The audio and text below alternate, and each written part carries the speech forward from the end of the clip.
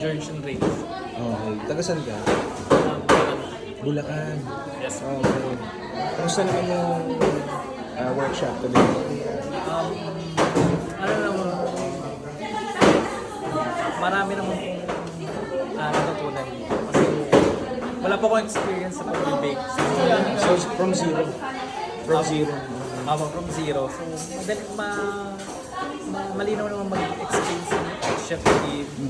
Tapos, pag meron kami hindi naintindihan, sabi niya na magtanong sa kanya para ma-explain niya naman. And then, parang yung ibang mga niluluto namin parang complicated. Pero once na tinuro ng ibang ni chef team, parang madali naman siyang masunod. Ano yung nag-push sa'yo eh? Kasi from zero, background eh.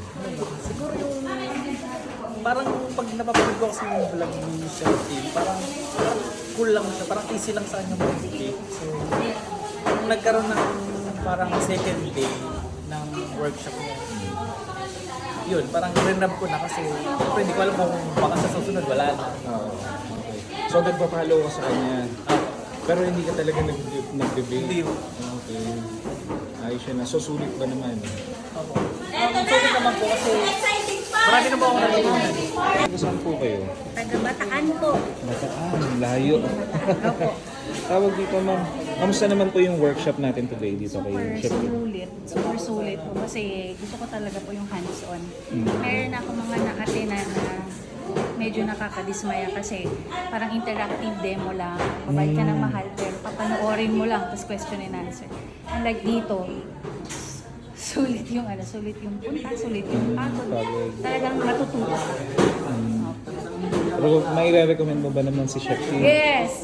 Oo, na Totoo. matan sila sa ganitong klase na. Actually, nasa amin pa, talaga nagtatry-try na rin ako ng mga recipes niya. But then, ang hirap lang po kasi hindi mo naman siya matanong personally. Kahit gayahin mo, magkaiba yung outcome. So sabi ko, kailangan ko talaga siya makita. Para, yun po, talagang maturuan kung paano yung proper, lalo na sa dough. Ayun. Eh, kumusta naman yung pagkuha ng slot para dito sa ano na to? Actually, nag-try po ako nung sa first, pero dahil full na po yung slots, kasi sinabi ako Sir B, sabi may second day. Kaya sabi ko, kay Daddy, ito na yun. Sorry, ito na yun. Si Tropang James, hindi ko akalain may pa-interview tsaka mga pa-video pala dito habang nagwo-workshop kami. So, buti na lang din, at least may maipapakita ako sa inyo kung ano ba talaga yung nangyayari kapag ka nasa workshop kami.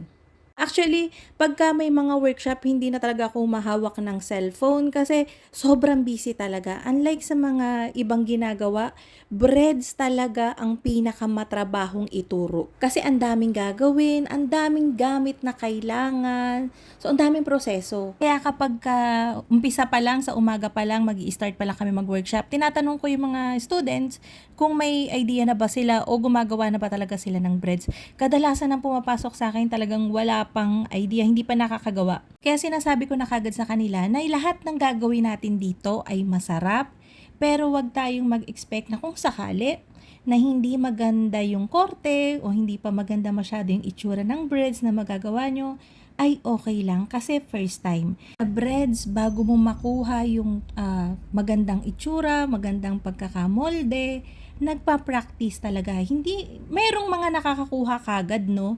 Sa mga workshop namin, meron talagang kahit first time lang humawak ng dough, ang galing ng magporma.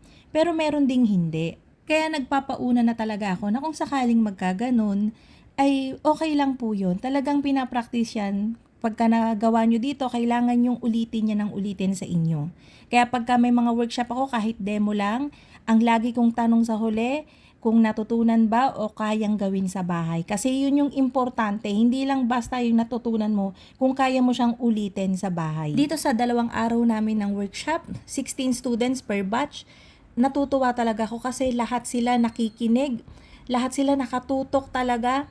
Hindi mawawala yung mga biruan, yung mga kulitan. Kahit ako nakikipagkulitan din naman ako. Kaya lang, alam mo lahat sila nakatuto kasi gusto talaga nilang matuto. And yun yung pinaka gusto ko talagang, alam mo yun yung gusto kong crowd ng students. Kasi dito, hindi ako yung gagawa. Kayo po talaga ang gagawa ng lahat. Ituturo ko, ipapaliwanag ko, pero kayo talaga yung gagawa.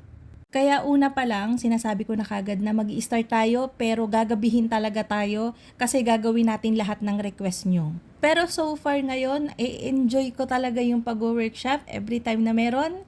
Pero kung sakali, hinay-hinay lang din kasi sobrang nakakapagod talaga. Pero maraming salamat, Wix and Plate, New City Mall. Maraming pong salamat sa mga students. High Caps Marketing Corporation, salamat po. Adsha Eurobakers, Pilmico, maraming salamat po sa pagsuporta. So, yun lang. Thank you. Bye-bye.